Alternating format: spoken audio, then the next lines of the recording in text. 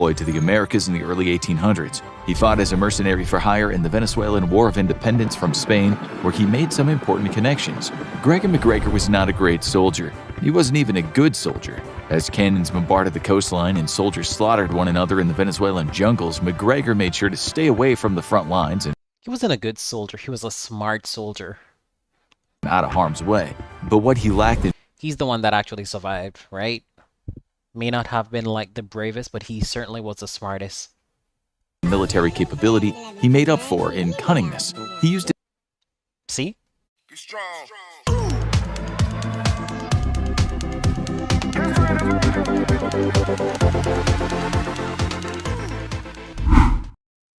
Hey guys, welcome back. This is Alex from YouHubTV, and today we're going to be reacting to how this man created his own monarchy. So let's go ahead and hop right into it.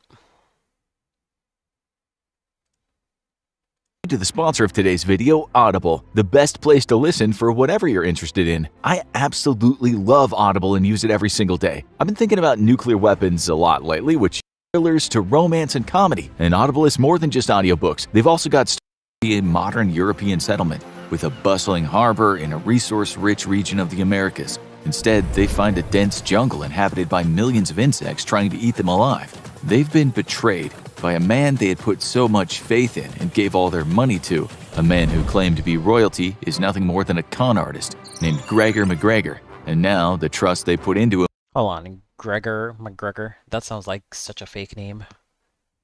Will lead to their deaths. This is the story of tragedy and deceit. Started a long time ago before the settlers arrived on the shores of what's now Belize. Before Gregor McGregor invented his own country and became a con man. I still can't get over that name. Gregor McGregor. Okay. He lived a very different life, yet this life was not what you might think. In 1786, Gregor McGregor was born into the lower classes of Scottish society. When he was old enough, he joined the British Army, where he was deployed to the Americas in the early 1800s. He fought as a mercenary for hire in the Venezuelan War of Independence from Spain, where he made some important connections. Gregor McGregor was not a great soldier. He wasn't even a good soldier. As cannons bombarded the coastline and soldiers slaughtered one another in the Venezuelan jungles, McGregor made sure to stay away from the front lines and He wasn't a good soldier, he was a smart soldier. out of harm's way. But what he lacked in He's the one that actually survived, right? May not have been like the bravest, but he certainly was the smartest.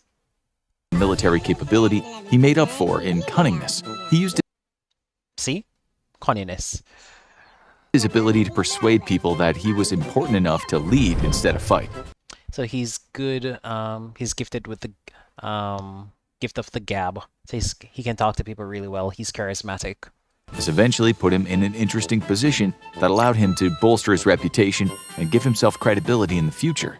During the Venezuelan War for Independence, McGregor gained favor with the already legendary Simón Bolívar, who would one day become known as El Libertador, or the Liberator of America. Bolívar led the countries of Colombia, Venezuela, Ecuador, Peru, Panama, and Bolivia in their fight for independence against the Spanish Empire. He was respected by many in the Americas and anyone who wanted to see the Spanish Empire lose its power. This included the British, the French, and the Portuguese. Gregor McGregor did not do much to aid in the fight for freedom in these countries, but he did manage to become very close to Simón Bolívar. So close, in fact, that he eventually married into the family. McGregor wed Bolívar's cousin, which allowed him to become even more closely associated with the great general. He eventually went on to lead his own independent military campaigns in the Caribbean, some of which were mildly successful. In 1817, McGregor recruited a small group of pirates and mercenaries to attack Amelia Island off the coast of Florida. The region was controlled Yeah, this dude is definitely charismatic. by the Spanish, who at that point in time were slowly losing control of. I'm rather impressed. The way how the narrator is describing him, I don't know, he's just not doing him justice, in my opinion. Gregor McGregor comes off so much smarter from his exploits from what I'm hearing right now. Their vast American empire. Even still, this was a bold move, as the Spanish had a formidable amount of ships and soldiers in the area and could wipe out McGregor's entire force if they ever caught him. However, due more to luck than anything else, McGregor was able to not only attack the Spanish settlement but capture the I doubt it's luck, yo.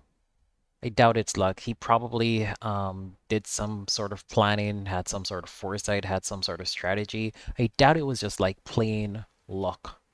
Island for a brief period of time. Unfortunately, like with many of the battles he took part in, once things started to turn for the worse and it looked like defeat was imminent, McGregor abandoned his men That's a smart. Well, to save himself. all right. Yeah, he's a coward, but what would you guys do? Because honestly, I would do. I don't know. I don't want to say I would do the same thing, but if I'm trying to persuade like everybody, like, hey guys, let's run away to like save our lives, and y'all don't want to run away, that's on you guys. I'm actually just running away by myself. The Spanish were coming, so McGregor ordered his ships to retreat, leaving some of his men behind. Those who were unlucky enough Nah, that's a that's a scummy move though. to be stranded on Amelia were likely captured, tortured, or killed by the Spanish. Even though this campaign through the Caribbean and into Florida wasn't exactly successful, that didn't stop McGregor from self-promoting and inflating the truth. He would concoct stories of his great military exploits that never happened, while leveraging his friendship with Bolivar to give himself credibility. However, tricking people in the Caribbean and the Americas could only get him so far. If he was going to become wealthy beyond his wildest dreams, he would need to return home to Europe, where the real money was. But first he had to lay the groundwork for what I don't get it. If he wanted to be like wealthy, he could have just like continuously hired the pirates, had the pirates attack like the ports, and pretty much get like a cut of that. So if it was really wealth he was after, I think that would have been like the easiest route. would be the most elaborate con ever created. In 1820, McGregor convinced one of the regional Plus, the way how this is being narrated, the narrator did say that he had like a big leadership role or big leadership position. So I would assume that he had like a lot of connections, and he probably was already wealthy. But okay. indigenous kings to That's give just him my around opinion. 8 million acres of territory along the Mosquito Coast of Central America. There were a couple of problems with this piece of land, which should have been obvious from the name of the coast on which it lies. The first was that the land McGregor acquired was nothing but dense jungle that would take thousands of men years to clear and then build a town in it. The second problem was that the insects in the region carried a variety of deadly diseases that would ravage any population that dared to settle there.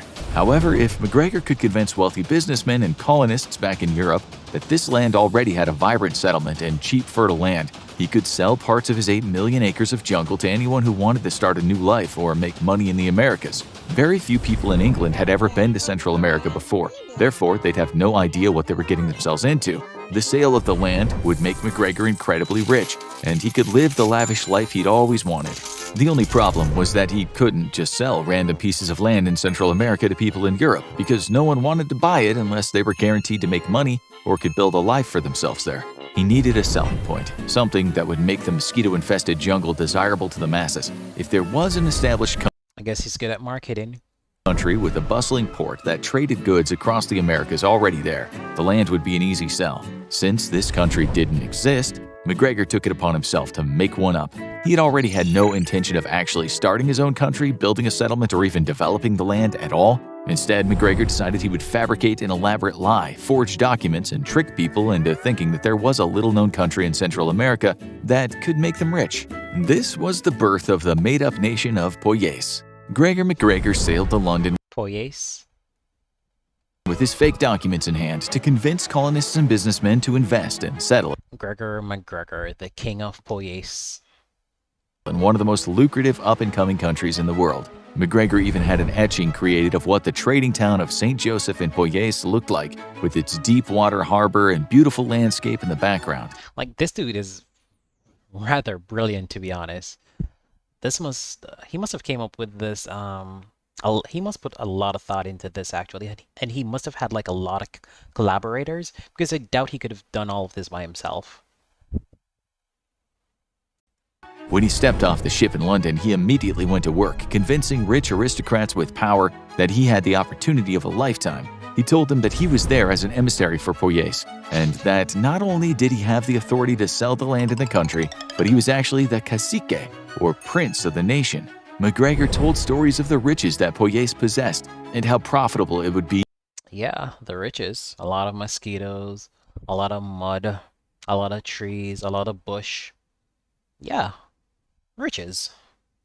due to its prominent location along the coast. This allowed for easy access to multiple trade routes and the ability to acquire goods from around the Americas. McGregor would gain audiences with wealthy investors and people who were looking to leave England and settle in the New World. He was adamant that no matter who you were, you could make a fine living for yourself in Poyais, for the right price, that is. McGregor went from business to business and house to house. He told stories of the lush, fertile paradise that was Poyais. Most people he talked to had never left England, let alone cross the Atlantic to see the New World. Therefore, he Yeah, this is believable because I don't think anybody would have basically traveled that far, and nobody would be able to like dispute the facts that he's talking about, or at least the facts that he's talking about. Nobody could say like you're a liar or anything like that. So they pretty much had to take it at face value.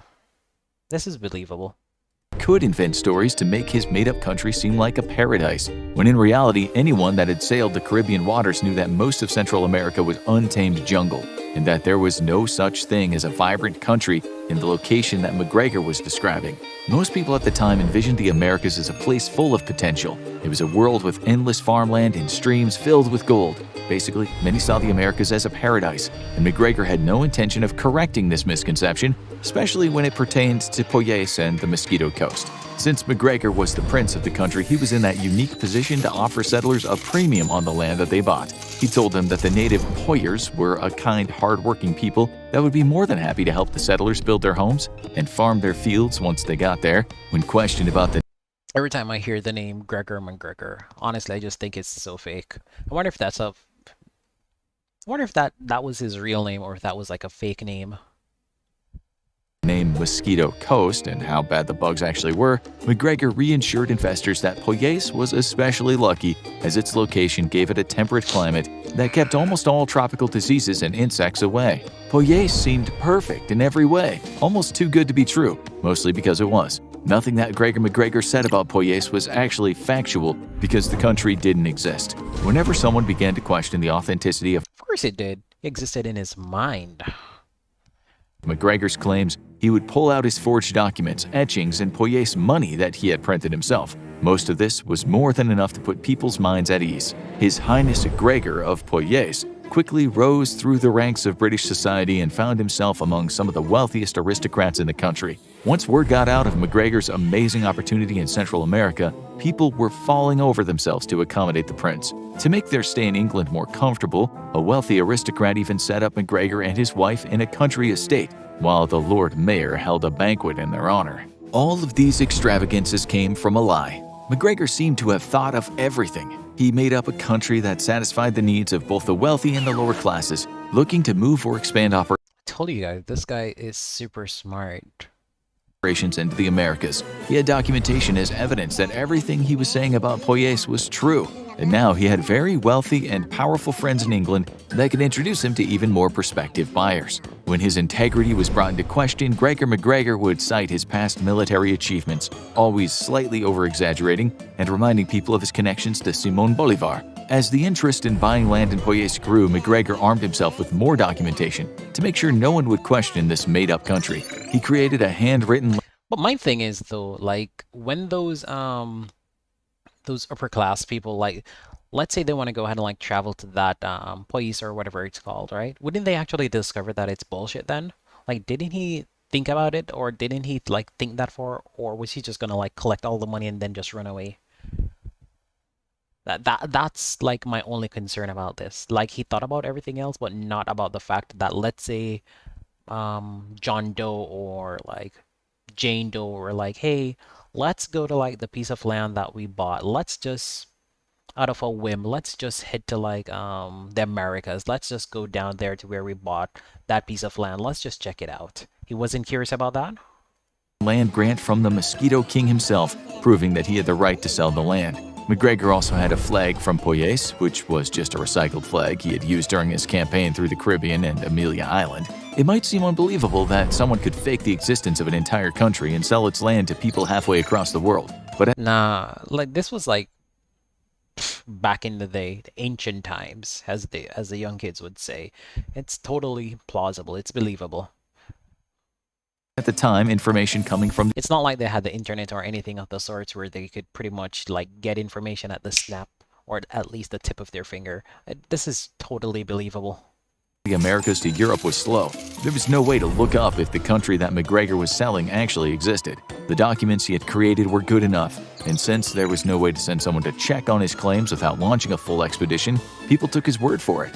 Once McGregor had Really? They weren't able to send like maybe like 10 ship, or maybe like ask like some merchants to like, hey, John, have you ever visited the island down there? Like maybe when you're passing like maybe when you're passing Cuba or whatever it was called back then, can you no, like Cuba's pretty far. Yeah, let's just use Cuba for example's sake. Like when you're passing Cuba, can you just go ahead and like swing by that port and like check out my land down there? They couldn't just ask like a merchant that they knew? drummed up enough interest in Poyais, he took things a step further. McGregor introduced a £200,000 Poyais bond in the London money market that was quickly bought up. The massive amount of money, along with all the cash from the land sold to future settlers, made Gregor McGregor a rich man. But the good times couldn't last forever. Eventually, enough funds were raised to launch a ship full of settlers and merchants to start their new lives in Poyais. This was always an inevitability, and Gregor knew what would actually be waiting for them in Central America. He had tried to stall the expedition for as long as possible, but the time had come. In September 1822, the Honduras packet set sail. Nah, he must have. Nah, I doubt it. Like, he must have had, like, some plans. From London to Poyais with around 50 settlers aboard. 4 months later, a ship from Leith, Scotland began its journey to the fake country with around 200 people aboard who had purchased land from Gregor McGregor. Most people aboard the ships had invested their entire life savings and everything they owned into the voyage and their future in Poyais. In fact, whatever money they did have left over, they converted to Poyais dollars, which McGregor was now printing in Scotland. They were not planning on coming back from Poyais once they were there. Why should they?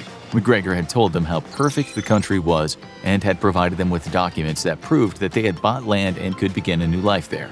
Unfortunately for the settlers, they were sailing toward a country that didn't exist and a hostile land that would take many of their lives. The seas were rough, and many people became miserably seasick on their first journey aboard a large ship, but they believed it would all be worth it in the end. After several weeks of sailing, the Poyais settlers finally spotted their new homeland, but as they got closer, something seemed wrong.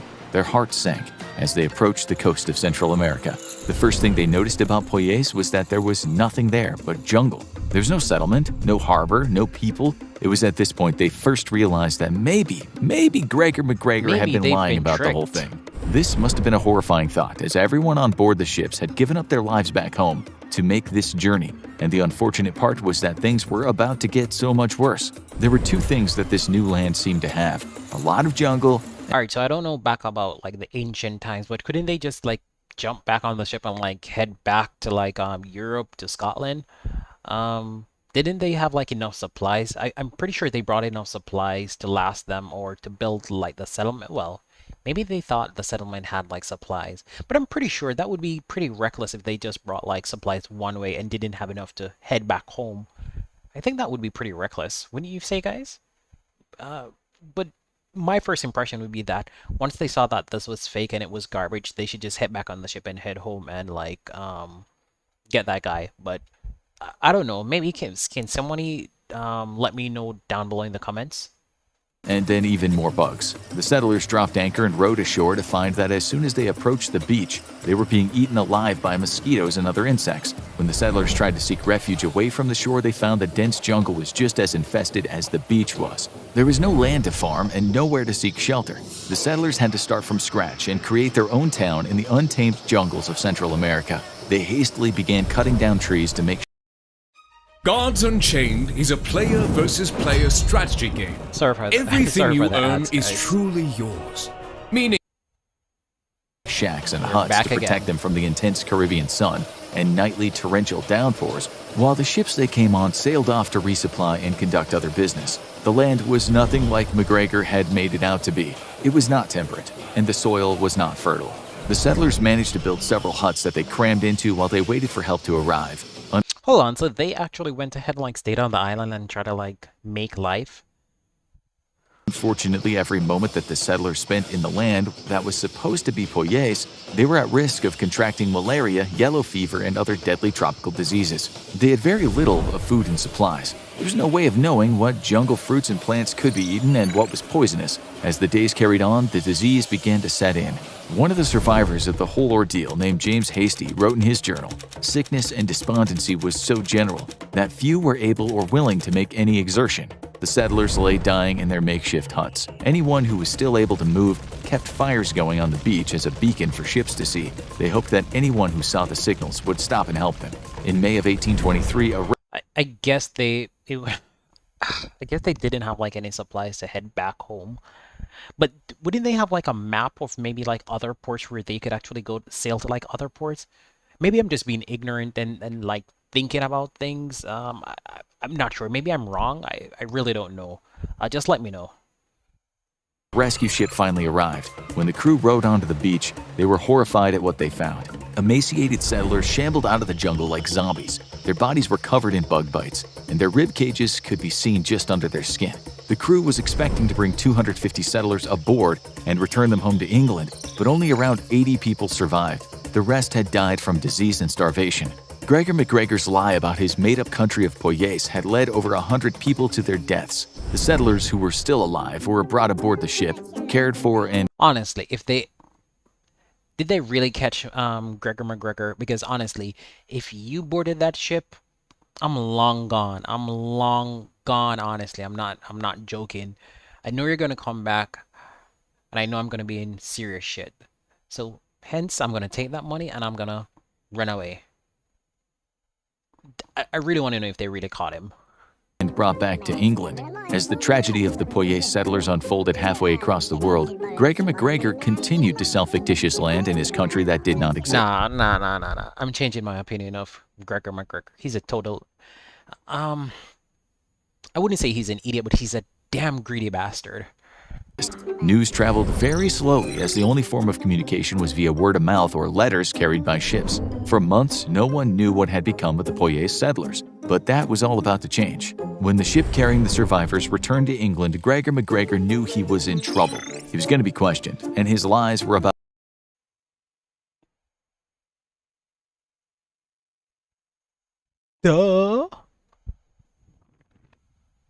to catch up with him, but surprisingly things went very differently than expected. MacGregor denied the accusations that Poyais didn't exist, and instead suggested maybe the crews and leaders of the ships were incompetent and brought the settlers to the wrong location. Holy shit, this dude is really smart.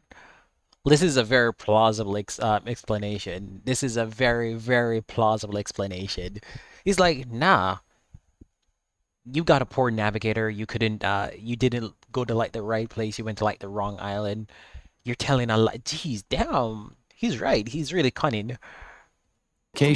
MacGregor's supporters and powerful friends in England backed him up, and even suggested there were agents and collaborators who were trying to sabotage the growth of Poyais in the New World. The craziest part was that some of the settlers who had been through hell in Central America supported these claims. They truly believed that Poyais did exist in the form that MacGregor had told them about, and that they were... What's it called again? When like a kidnapper kidnaps like a victim and the victim like becomes friends with the kidnapper, Stockholm syndrome or something like that. I don't remember terminology, but like the victim sympathizes with like the kidnapper and does stuff for the kidnapper or whatever it's called. Stockholm syndrome, if I'm not mistaken. Just let me know down below. They were just dropped off at the wrong spot. Most of the blame for what had happened to the settlers that MacGregor tricked was put onto the captains of the ships that led the voyages. MacGregor had entrenched himself so deeply into the fabric of English society that it was inconceivable to many that he could possibly be lying. His powerful friends went after the press, who tried to sully the Prince of Poyais' good name. But there was one person who knew the country of Poyais had been completely made up, and that was MacGregor himself. Using the confusion and turmoil unfolding in England around Poyais as a distraction, MacGregor fled. He knew it was only a matter of... Finally. This was what I was expecting all along. I doubt they caught him. He's too slick and too smart. ...time before his lie would be uncovered. Using his newly accumulated wealth, Gregor MacGregor... Told ya. MacGregor booked passage to France in 1823. He hadn't been found guilty of any crimes in England yet, and since it was rare that England and France shared information with one another, word of the Poyais fiasco in MacGregor's con would likely never make it to Paris. It was here that Gregor MacGregor decided to set up shop and pitch his fake country once again. McGregor used his fake documents, maps, and Poyet's My God, what the? Yeah, he's definitely greedy. He's a greedy-ass bastard. money to try and persuade French aristocrats and common folk to invest in the lands of his made-up country. While in Paris, McGregor created a Poyet's constitution to further legitimize his phony country. He once again secured bank loans to begin recruiting settlers to sail for Poyet's, settlers who hoped to make their fortunes in the New World. However, the French were not as quick to believe that Gregor McGregor was the prince of a country they never heard of. The French authorities launched an investigation into McGregor and uncovered some unsettling things. It's unclear what exact evidence was brought against McGregor. Maybe one of the former Poyet settlers who had been stuck on the insect-infested coast of Central America on the first expedition followed him to Paris. Or perhaps the French did a little more digging than the English, and when no one could corroborate the existence of Poyets, they threw McGregor in jail. Regardless of how it happened, the French authorities did in fact end up arresting McGregor. He was brought to court and tried for fraud and conspiracy. However, due to lack of He's too friggin' greedy, yo. Oh my God. If he was just a little bit less greedy. evidence, McGregor was acquitted of his crimes and released from prison 8 months later. Wow. To be fair, the French did not know all the details of how much money McGregor had stolen in England, or how many people died during the expeditions to the fake country of Poyets. If they had, McGregor likely would have been sentenced to death. The craziest part is that McGregor did not stop the con even after he was arrested, tried, and then released. Gregor McGregor continued to convince people to invest in land in Poyets for another decade. He even had the audacity to go back to London and begin recruiting settlers and investors from the upper class once again. In fact, in 1827, McGregor issued an £800,000 bond back into the money market, which he used to sell more fake Poyets land certificates. Gregor McGregor was a master of deception and an expert at conning people out of their money. It's insane that he got away with making up a fake country and continued to run the same con for years without being stopped. Poyets, a country that never existed, made Gregor McGregor an incredibly wealthy man. At the end of the 1830s, McGregor finally gave up the ruse. He left Europe for Venezuela, where he was awarded a full military pension for helping in the war for independence against Spain. Gregor McGregor lived there until 1845. He died peacefully in Venezuela, never having been convicted of a single crime, even though he made up an entire country, stole people's money, and was the main reason for the death of over 100 people. Gregor McGregor might have been one of the best con men in all history. Now watch how a prisoner simply walked out of prison, or check out how I stole $850 million online. Damn. Gregor McGregor, the greatest con man in history. Alright guys, that was super interesting. I'll definitely be reacting to more of his videos, but please go ahead, like, share, subscribe, and I'm out.